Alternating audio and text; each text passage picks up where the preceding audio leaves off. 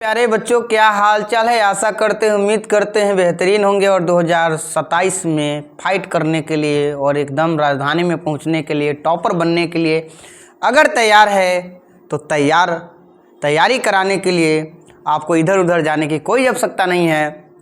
Life care science classes इस channel पर science के, ठीक है ना, जितने भी विषय है उसको एकदम अच्छे तरीके से आपको बताया जाएगा। कहीं भी जाने की आवश्यकता नहीं है और आपका कॉन्सेप्ट एकदम क्लियर हो जाएगा। तो आज जो है आपको हम लोग किसके बारे में चर्चा करेंगे, तो आज जो है फिजिक्स, आपको नाम है तो चर्चित है, सुने होइएगा। फिजिक्स जो है, अगर साइंस लिए तो आपको फिजिक्स लेना पड़ेगा, कंपलसरी है। साइंस लिए है तो फिजिक्स लेना पड़ेगा और पढ़ना पड़ेगा आपको। और ज़रूर आप खोजिएगा कि हम फिजिक्स पढ़े तो कहाँ से पढ़े, तो लीजिए फिजिक्स के बारे में आज हम इंट्रोडक्शन क्लास और इसके फुल सिलेबस के बारे में बता देंगे कि कौन कौन चैप्टर है, कौन कौन ब्रांच है, किस ब्रांच से कितने मार्क्स का क्वेश्चन आता है, इस सब का चर्चा करेंगे। और एग्जाम पैटर्न के बारे में सबसे पहले आपको हम समझा देंगे कि एग्जाम का पैटर्न कैसा रहेगा, कितने क्वेश्चन रहेंगे, कितने बनाना है, प्रैक्टिकल कितना है, थ्योरी कितना है, ये सब का भी आपके पास जानकारी होना चाहिए।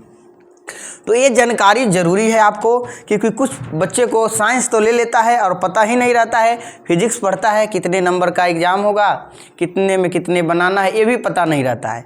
तो अभी के जो ऑफिशियल जो नोटिफिकेशन है उसके अकॉर्डिंग हम चर्चा कर लेते हैं कि क्या क्या पढ़ना है और कितने क्वेश्चन आएगा इसे। तो सिलेबस के बारे में ही पहले आपको जानकारी दे देते हैं। देखिए यहाँ पर फिजिक्स का धमाका चलेगा। किसका धमाका चलेगा? फिजिक्स में। अगर 70 में 70 नंबर लाना चाहते हैं, ठीक है, 70 नंबर का एग्जाम होगा, आपको बता देते हैं, इसका चर्चा तो करेंगे। और 30 को तो आपके कॉलेज वाला डिपेंड करेगा। तो अगर 100 में 100 नंबर लाना चाहते हैं, ये भी 30 को आपको स्कूल से मिले और ये भी मिले, तब आपको इस चैनल पर क्या करना है, बने रहना है अंत तक। बने रहना है कब तक? अंत तक बने रहना है। देखिए ये सब फिजिक्स का धमाका है, ठीक है, फिजिक्स का धमाका है, यहाँ पर देख सकते हैं। तो चलिए हम बता देते हैं पहले आपको एग्जाम पैटर्न के बारे में, ठीक है, एग्जाम का पैटर्न कैसा रहेगा, एग्जाम पैटर्न के बारे में आपको हम बता देते हैं। एग्जाम पैटर्न, ठीक है, यहाँ पर क्या है, एग्जाम पैटर्न के बारे में चर्चा कर लेते हैं। एग्जाम पैटर्न आपका कैसा रहेगा? देखिए ये जो फिजिक्स है, ये फिजिक्स है, इसका एग्जाम जो होगा बच्चों 100 नंबर का, 100 नंबर का ये पूरा है। एग्जाम की बात अभी बाद में करेंगे। ये कितने नंबर का है? 100 नंबर का, क्योंकि 5 विषय का आपका एग्जाम होगा और 500 नंबर का आपका मार्किंग होगा कि 500 में आप कितना प्राप्त किए हैं। तो ये 100 नंबर का एग्जाम होगा। इस 100 नंबर में 30 नंबर जो होता है आपका, ठीक है ना, प्रयोगात्मक होता है, जिसको बोलते हैं प्रैक्टिकल, ठीक है, प्रैक्टिकल क्या होता है? प्रैक्टिकल होता है बच्चों। ये 30 नंबर ये प्रैक्टिकल है। और आपका जो एग्ज़ाम होगा थ्योरी उसको बोलेंगे, ठीक है, ये थ्योरी का एग्ज़ाम जो होगा आपका 70 नंबर। कितने नंबर? तो 70 नंबर थ्योरी का एग्ज़ाम होगा। 70 नंबर थ्योरी का आपका एग्ज़ाम होगा, ठीक है। तो ये थ्योरी कितने नंबर का, आपको ध्यान में रहना चाहिए कि 70 नंबर का ही एग्ज़ाम होगा। और प्रयोगात्मक प्रैक्टिकल कितना रहेगा? तो 30 नंबर। अब ये तो आपका डिपेंड कर रहा है, आपके कॉलेज पर डिपेंड कर रहा है। इसका भी आपको बारे में चर्चा करेंगे, इस चैनल पर रहिएगा जुड़े, अच्छे से चर्चा करेंगे क्या है, कैसे आपको 30 में 30 मिलेगा, इसके बारे में भी जानकारी आपको बहुत अच्छे से दिया जाएगा। अब देखिए यहाँ पर ये जो आपका थ्योरी है, इस थ्योरी में जो है 35 जो नंबर का है ऑब्जेक्टिव रहेगा। ऑब्जेक्टिव, ठीक है, ऑब्जेक्टिव बहुविकल्पीय कितने नंबर का? 35 नंबर का। हाँ, क्वेश्चन कितना रहेगा? तो क्वेश्चन जो रहेगा टोटल क्वेश्चन रहेगा 70 गो, ठीक है, क्वेश्चन रहेगा कितना? 70 गो क्वेश्चन रहेगा आपका 70 गो। लेकिन क्वेश्चन 70 को रहेगा, लेकिन बनाना कितना नंबर है, इसमें बनाना जो है बनाना 35 गो है। ठीक है, तो 35 नंबर के ऑब्जेक्टिव के बारे में बताए, ऑब्जेक्टिव। ठीक है, 35 नंबर का रहेगा। क्वेश्चन क्या गो रहेगा ये भी हम बता रहे हैं फिर से। क्वेश्चन जो रहेगा आपका 70 गो रहेगा। अब बनाना कितना है 35 गो ऑब्जेक्टिव, 70 गो क्वेश्चन रहेगा। क्वेश्चन जो रहेगा टोटल 70 गो रहेगा इसमें, लेकिन एग्जाम में बनाना कितना है 35 गो। ठीक है, तो 35 नंबर यहाँ ऑब्जेक्टिव पर आपको मिलेगा। और यहाँ पर आ गया सब्जेक्टिव रहेगा 35 नंबर का। ठीक है, क्या रहेगा सब्जेक्टिव रहेगा। सब्जेक्टिव कितना नंबर का रहेगा 35 को। अब यहाँ पर भी हम लोग क्या करेंगे बाबू, बंटवारा करेंगे। इस सब्जेक्टिव में दो टाइप का सब्जेक्टिव आएगा, एक 2 नंबर वाला आता है, एक आता है 5 नंबर वाला। तो ये 2 नंबर वाला को बोलते हैं लघु उत्तरीय। ठीक है, क्या बोलेंगे लघु उत्तरीय, लघु उत्तरीय। ठीक है, लघु उत्तरीय प्रश्न जो रहेगा कितना रहेगा लघु उत्तरीय प्रश्न, तो टोटल 20 क्वेश्चन रहेगा। कितना क्वेश्चन रहेगा 20 क्वेश्चन रहेगा। 20 क्वेश्चन में आपको बनाना कितना है, तो बनाना जो है 10 क्वेश्चन, 10 को बनाना है। और यहाँ पर प्रत्येक पर 2 नंबर मिलेगा, 20 नंबर हो जाएगा। कितना मार्क्स हो जाएगा, ये 20 मार्क्स हो जाएगा। ठीक है, आपको पता यहाँ चल गया। अब बच गया इधर 35 20 कितना हो गया आपको 55 हो गया। इधर बच गया कितना, तो यहाँ पर देख लीजिए। अब यहाँ पर जो है दीर्घ उत्तरीय, दीर्घ उत्तरीय प्रश्न रहेगा आपका, प्रश्न रहेगा। ठीक है, क्या गो 6 गो। कितने क्वेश्चन रहेगा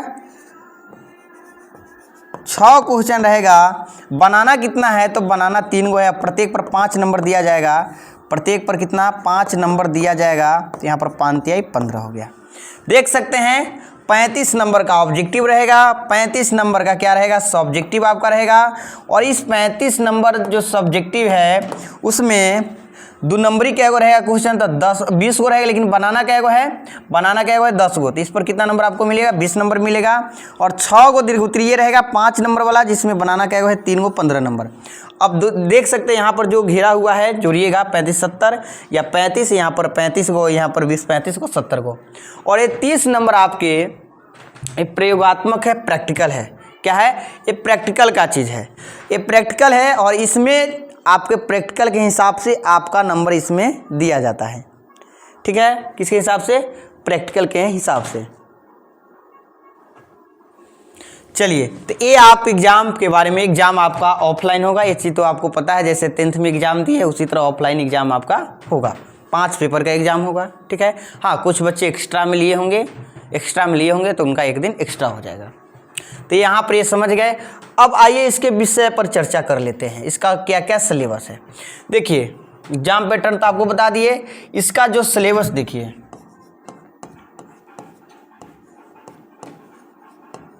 चलिए देखिए सिलेबस क्या है। ये जो हम बता रहे हैं ये ब्रांच है, ये ब्रांच है। ठीक है, ये ब्रांच है, ये भी बताएंगे कितने नंबर का पूछा जाता है, आप बस देखते चलिए। इसमें क्या गो ब्रांच टोटल पढ़ना है, टोटल 10 गो ब्रांच है। कितने ब्रांच है 10 ब्रांच में बटा हुआ है 12th का स्थिर वैद्युत की। ठीक है, एक ब्रांच ही है स्थिर वैद्युत की, जिसको इलेक्ट्रोस्टैटिक्स कहा जाता है, जिसको क्या कहा जाता है इलेक्ट्रोस्टैटिक्स कहा जाता है। ठीक, उसके बाद है विद्युत धारा या धारा विद्युत की इलेक्ट्रिसिटी। फिर यहाँ पर है धारा का चुंबकीय प्रभाव एवं चुंबकत्व। फिर उसके बाद अगला ब्रांच आपका है विद्युत चुंबकीय प्रेरण और प्रतिवर्ती धारा। फिर 5 नंबर में विद्युत चुंबकीय तरंगे। फिर उसके बाद प्रकाश की है, सबसे बड़ा जो है ये प्रकाश की है। फिर आगे देखिए पदार्थ की द्वैत प्रकृति है, परमाणु और नाभिक है, इलेक्ट्रॉनिक उपकरण। और अंत में जो है आपका जो देख सकते हैं यहाँ पर क्या है संचार व्यवस्था। क्या है संचार व्यवस्था। ये पूरा अगर पढ़ लेते हैं ये 10 हो तो आपका फिजिक्स जो है कंप्लीट हो जाएगा। अब देखिए किस ब्रांच में कौन कितने चैप्टर है और कितने नंबर का आता है ये आपको हम बता देते हैं। चलिए देखिए, ये कहीं नहीं मिलेगा बच्चों, ये चीज़ हम बता रहे हैं। एक आप ध्यान से इसको अपने कॉपी में फेयर करिएगा, अच्छे से इसको नोट कर लीजिएगा कितने नंबर का है। देखिए स्थिर वैद्युत की ये कितने नंबर के आपका पूछा जाएगा 8 नंबर का। ये 8 नंबर बता रहे हैं लेकिन पूछा जाएगा 16 नंबर का, क्योंकि जितने बता रहे हैं तो 70 है, लेकिन प्रश्न आपका आएगा 70 दूना 100 140 तो 8 नंबर नहीं बल्कि ये 16 नंबर का आएगा। इसमें बनाना कितना रहता है, आधा प्रश्न बना, आप इसको अगर पढ़ लेते तो इसमें के 16 नंबर कंप्लीट कर सकते हैं। ठीक है, तो 8 नंबर इसमें हम बताए हैं, लेकिन क्वेश्चन रहेगा 16 नंबर का। दूसरा ब्रांच है करेंट इलेक्ट्रिसिटी, ये 7 नंबर में पूछा जाएगा। 7 नंबर का प्रश्न मतलब 7 नंबर आएगा इसमें इलेक्ट्रिसिटी से। आप 7 नहीं, क्वेश्चन आएगा 14 नंबर का। ठीक है, डबल समझिएगा।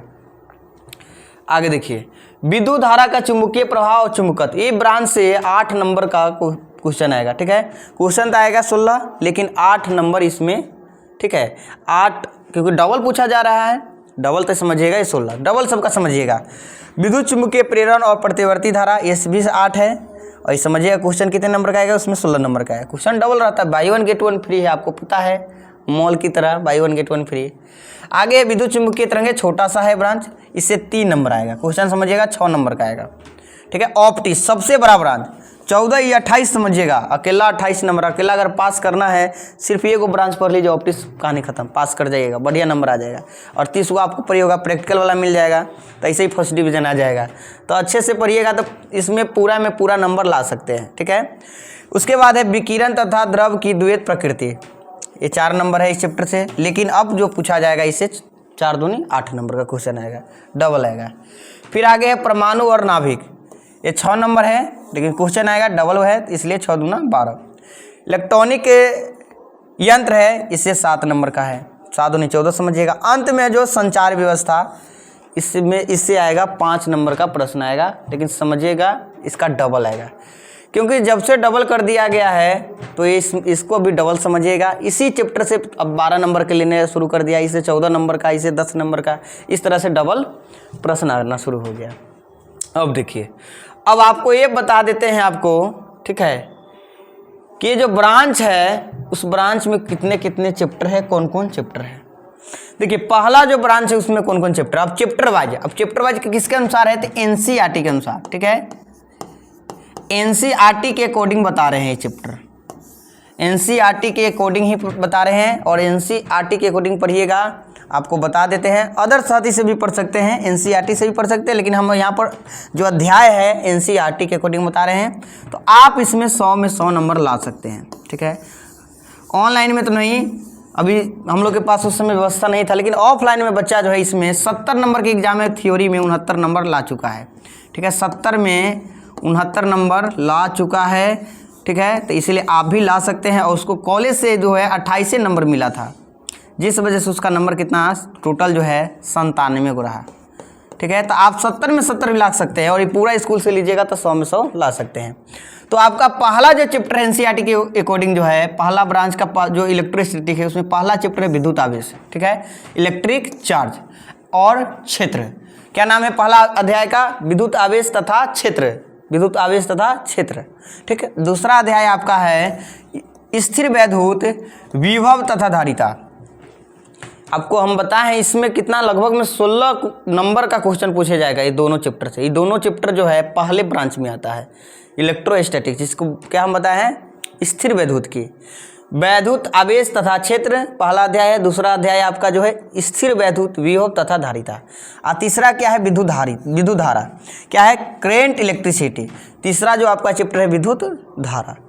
चौथा जो चैप्टर है, देखिए ब्रांच में चैप्टर है तो ब्रांच हम बता दिए हैं, और ये आपका चैप्टर है गतिमान आवेश और चुंबकत्व। ठीक है, चौथा हो गया। पांचवा अध्याय देखिए, 5 नंबर आपका लेसन है चुंबकत्व एवं द्रव्य। ठीक है, magnetism and matter. 6 number chapter है आपका विद्युत चुंबकीय प्रेरण, विद्युत चुंबकीय प्रेरण। ठीक है, इलेक्ट्रोमैग्नेटिक इंडक्शन। और 7 नंबर चैप्टर है प्रतिवर्ती धारा, अल्टरनेटिव करेंट। 8 नंबर चैप्टर आपका है विद्युत चुंबकीय तरंगे। टोटल इसमें देखिए 2 पार्ट में बटा हुआ है। आपको जब बुक आपके पास एनसीईआरटी का होगा तो आप देखिएगा 2 पार्ट में बुक मिलेगा, पार्ट 1 पार्ट 2। तो पार्ट 1 के हम बताए हैं, ये आ गया पार्ट 2 में। अब किस में आ गए हम, पार्ट 2 में। ये आपके पार्ट 2 किताब का है, किरण प्रकाश की और प्रकाश की उपकरण। फिर उसके बाद 10 नंबर लेसन है तरंग प्रकाश की। देखिए 11 नंबर आपका लेसन है विकिरण और पदार्थ की द्वैत प्रकृति। 12 नंबर चैप्टर है आपका परमाणु। 13 नंबर आपका लेसन है नाभिक और 14 नंबर है अर्धचालक, इलेक्ट्रॉनिक सामग्री उपकरण और सरल परिपथ। और अंतिम जो लेसन है देख सकते हैं संचार प्रणाली। अब आपको इस चैप्टर में थोड़ा सा ये जानना है कि इस चैप्टर में आखिर है क्या, थोड़ा मेन थीम आप समझ लीजिए। देखिए पहला जो आपका चैप्टर है विद्युत आवेश तथा क्षेत्र, विद्युत आवेश तथा क्षेत्र, इसमें आवेश के बारे में बेहतरीन तरीके से और वो आवेश से जो विद्युत क्षेत्र उत्पन्न होता है उसके बारे में अध्ययन करेंगे। ठीक है, इसी में आएगा आपका गॉसीय पृष्ठ, विद्युत फ्लक्स, ठीक है, बहुत सारा इसमें आएगा। उसके बाद इसमें बहुत सारा डेरिवेशन आएगा, ऑपरेशन आएगा, फॉर्मूला आएगा। फिर ये में स्थिर विद्युत विभव तथा धारिता, इसमें विभव के बारे में चर्चा बेहतरीन तरीके से होगा। धारिता जैसे कुछ में क्या, कोई भी चालक पदार्थ में कितना आवेश ग्रहण करने की क्षमता है वो धारिता होता है। उसी से जुड़ा प्रश्न रहेगा विद्युत धारा, आप 10th में आप इसके बारे में अच्छे तरीके से जाने होइएगा। ठीक है, कि इलेक्ट्रॉनों के सतत प्रवाह को विद्युत धारा कहते हैं।